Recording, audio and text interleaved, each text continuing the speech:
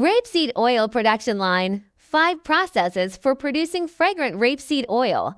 Raw material selection. The processing of Luxiong rapeseed oil should choose high quality, fresh, and full rapeseed as raw materials. Remove bad seeds such as mildew, moth, damage, etc. To ensure the quality of oil, steam and stir fry. The rapeseed is moderately heated by frying pan or steaming equipment. In the process of frying, the Maillard reaction occurs inside the rapeseed to generate rich aroma substances, giving the rapeseed oil a unique flavor. At the same time, steaming helps to soften the rapeseed, adjust its moisture and temperature, increase the oil yield, and optimize the oil color. Stir-fried seeds are one of the key steps to produce strong flavor from oiled press oil.